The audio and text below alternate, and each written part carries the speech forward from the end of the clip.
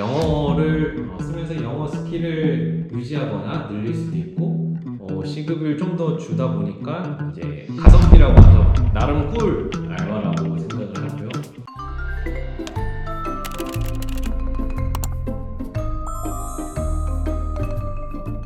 안녕하세요, 행슈입니다. 오늘은 제가 최근에 진행한 행사 아르바이트 경험담 썰을 한번 풀어보려고 합니다. 저는 이제 최근에 3월 말에 행사를 하나 진행을 했었는데요. 저번 영상에 소개시켜드렸던 그 네이버 카페에서 마이스 컨벤션을 기획하는 사람들이라는 카페에서 행사 구인구직을 쭉 내려보다가 이 행사 괜찮겠는데 싶은 거를 하나 찾고 나서 지원을 하게 되었습니다.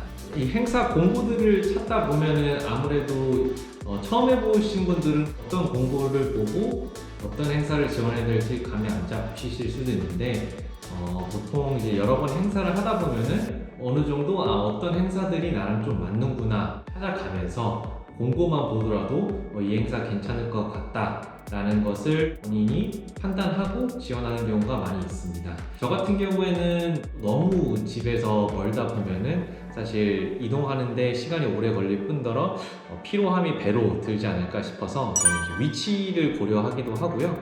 뭐니 해도 중요한 건 돈이기 때문에 최저 시급으로 나오는 경우도 있고, 혹은 최저 시급보다 좀 더 높은 10,000원 혹은 11,000원, 12,000원 혹은 더 이상의 시급들도 있기 때문에 행사 위치라든지 시급 등을 확인한 다음에 저는 이렇게 행사 공고를 거기서 쭉 추려서 괜찮겠다 싶으면은 지원을 합니다. 제가 봤던 이제 공고 같은 경우에는 사실 어떤 행사인지가 정확히 나오지 않았습니다. 행사 인력 공고들을 살펴보다 보면은 행사 인력을 구한다고 하지만 정작 이 행사의 정확한 명칭을 안 알려주는 경우가 있어요. 그래서 저도 이 봤던 공고 같은 경우에는 행사 인력을 모집을 한다, 장소는 웨스틴 조선 호텔 시청역 근처이다 라는 정도까지의 정보만 있지 정확히 어떤 행사인지는 알 수가 없었습니다. 하지만 일자나 위치나 그리고 이제 시급 같은 경우에는 제가 생각하는 요건에 맞아서 지원을 했었습니다. 이 행사에는 이제 인력을 뽑을 때 전 영상에서 말씀드렸다시피 행사에도 이제 직무가 되게 다양하고 또 뽑는 포지션이 다양한데, 보통 이런 마이스 행사 같은 경우에서는 운영요원이라고 통칭하는 경우도 많이 있습니다. 전체적으로 운영요원으로 선발을 한 다음에 그 내에서 뭐 등록 데스크라든지 아니면 회의장 운영이라든지 등등으로 세부적으로 나뉠 수가 있고, 또 이제 운영요원 외에 뽑는 직무가 있는데 리에종이라고 있습니다. 영어 단어로서 연결책, 연락책 정도가 될 수 있을 것 같은데요.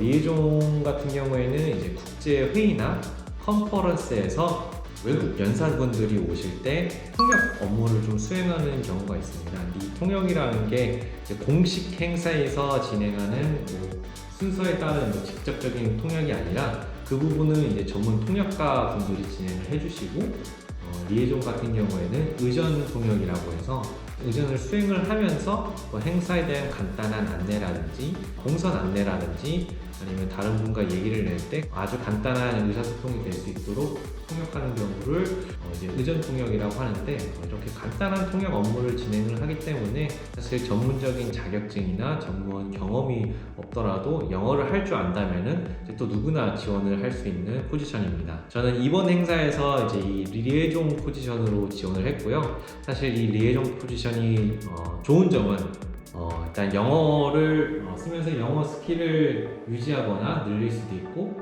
또 무엇보다 시급이 좀 더 높은 편입니다. 그래서 저 같은 경우에는 시급을 좀 더 주다 보니까 이제 가성비라고 하죠. 제가 이 행사를 위해서 투입하는 노력 대비 좀 더 많은 가치를 얻을 수 있다고 판단이 되어서 지원을 했었습니다. 아무튼 이렇게 카페에서 공고를 보고 구글 폼도 있겠지만 이메일로 지원하는 경우가 많이 있어서 그 이력서 또한 정해진 틀이 없었고 자유 형식으로 보통 가지고 있는 이력서를 최근에 진행한 행사 내용을 업데이트해서 이렇게 지원을 했었습니다.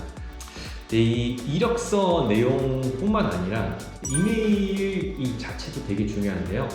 담당자 입장에서는 사실 이력서들을 쭉 보면은 다 우수한 분들이 많고 크게 차이가 없는 경우들이 많이 있어서 어디서 좀 갈라지냐, 저 같은 경우에는 뭐 담당자마다 뽑는 기준이 다를 수 있겠지만 태도 같으면 되게 중요하다고 개인적으로 생각을 합니다. 이제 어차피 뭐 업무 자체가 크게 어려운 부분은 없기 때문에 이 태도 같은 거를 많이 보는데, 이메일 제목 같은 경우에서 뭐 이력서 보내드립니다 이렇게 보는 경우도 있고, 제목이 없는 경우로 오는 경우도 있고, 봤을 때 조금 눈이 가는 이메일 제목은 안녕하십니까 땡땡땡 행사에 지원한 땡땡땡입니다.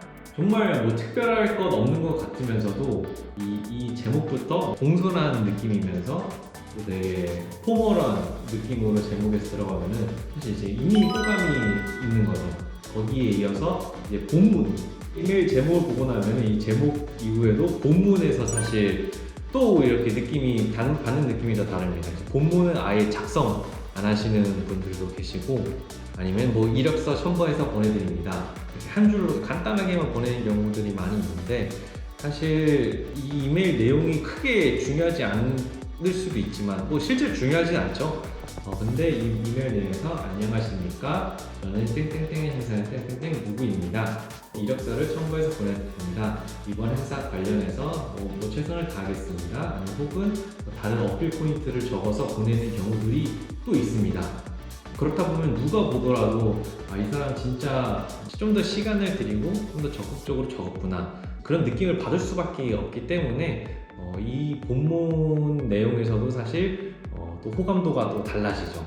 그러고 나서 이제 또 이력서를 보는데, 아까 말씀드렸다시피 이력서 내용은 사실 대동소이합니다. 이렇게 뭐 단계별로 나눠서 본다면 제목과 본문과 이력 내용을 종합해서 1차적으로 서류를 진행을 하는 것 같아요. 또 이 행사마다 다를 수도 있겠는데 필요에 따라서 면접을 진행을 하기도 합니다.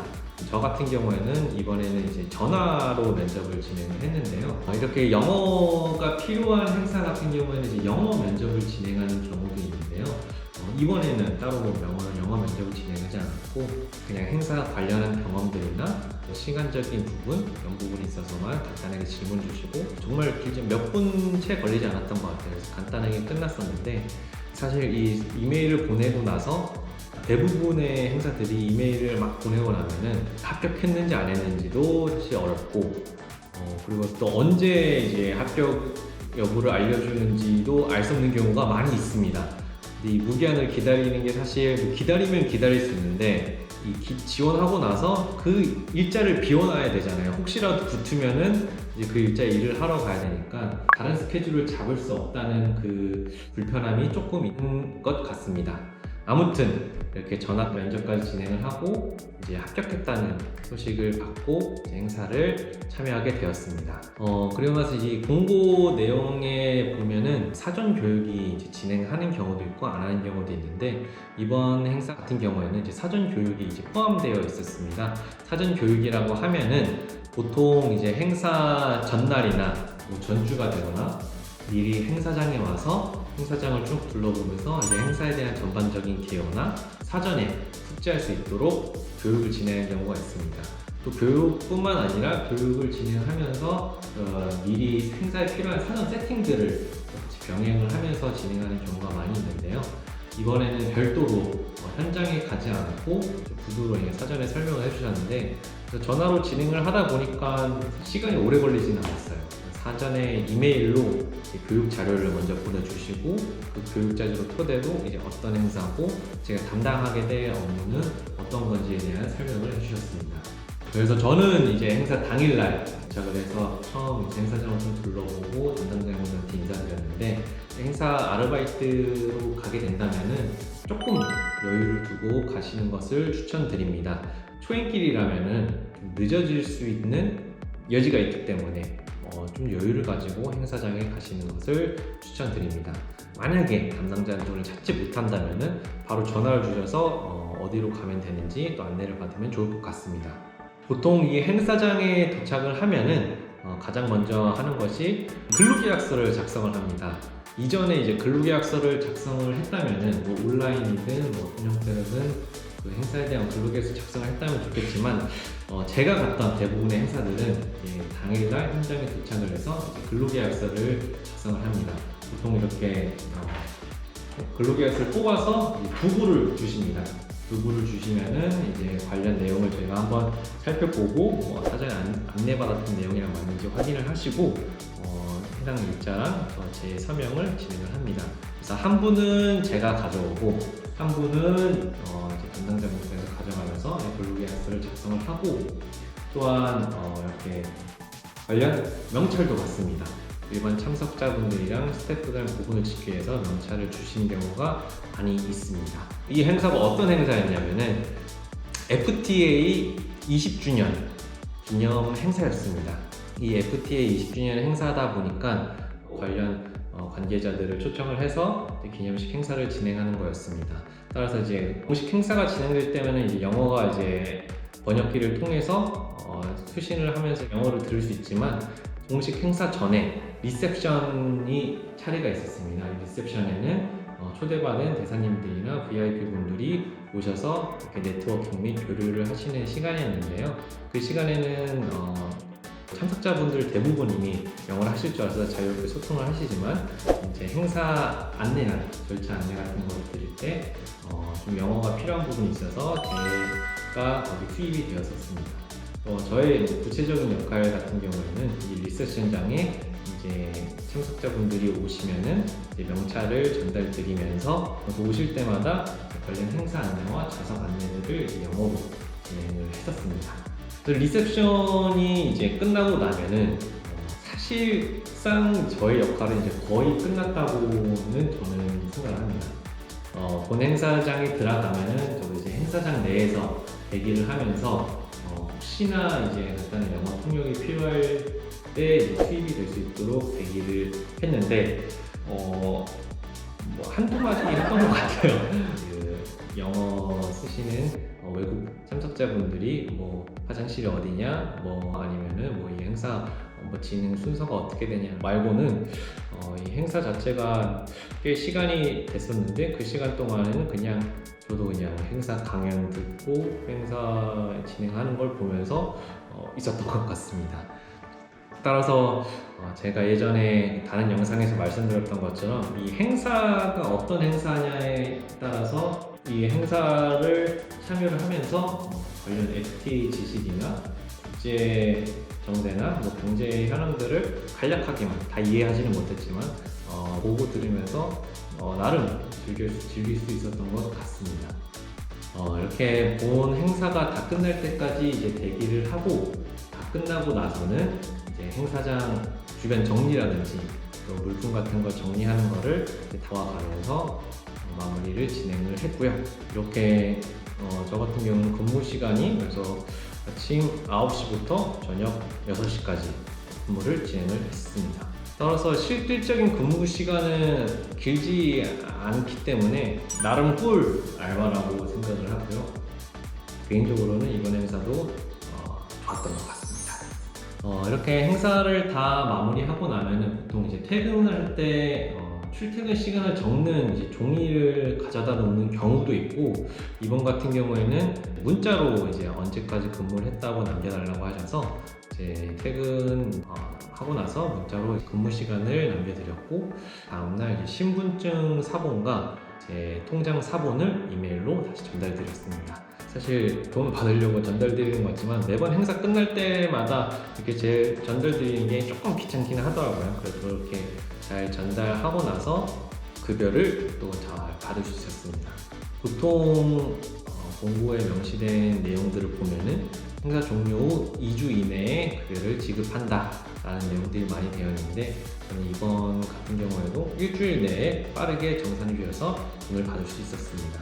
보통 이 급여가 받을 때는 이제 세금 3.3%를 떼고 그 세후 금액이 들어오기 때문에 본인이 만약에 근무하고 나서 이 금액이 조금 다른데? 라고 생각하실 수도 있는데, 그걸 감안하고 보셔도 될 것 같습니다. 혹은 오히려 좀 더 많이 들어왔다고 느낄 수도 있는데, 그럼 초과 시간을 이제 수당을 쳐주셔서 지급해 주신 경우도 있고요. 뭐 회사 같은 데 다니면 사실 급여 명세서가 있어서 몇 시간 근무한 거에 얼마 나와서 몇 프로 세금을 뗐다라는 걸 이렇게 명세서를 통해서 확인할 수 있는데 이런 행사 같은 경우는 명세서를 확인이 안 돼가지고 이만큼 들어왔구나 라고 확인하고 마치는 경우가 많이 있습니다. 네, 이렇게 제가 최근에 진행을 했던 행사에 대한 행사 근거를 찾고 지원하고 진행하고 이제 급여 받는 과정을 간단하게 주저리주저리 얘기해봤는데요. 또 이런저런 얘기를 많이 나누고 싶다 보니까 좀 중구난방으로 영상 내용이 갔던 것 같습니다. 그래도 만약에 행사 아르바이트에 관심이 있거나 행사 아르바이트에 알아보시는 분들에게 조금이나마 도움이 됐으면 좋겠고요. 이후에도 다양한 이제 행사 관련, 행사 아르바이트뿐만 아니라 행사를 준비하거나 아니면 행사를 참여하는 데 있어서 관련 꿀팁들이나 정보들이 있다면 종종 나누도록 하겠습니다. 그럼 오늘은 이만 여기서 인사드리도록 하겠습니다. 감사합니다.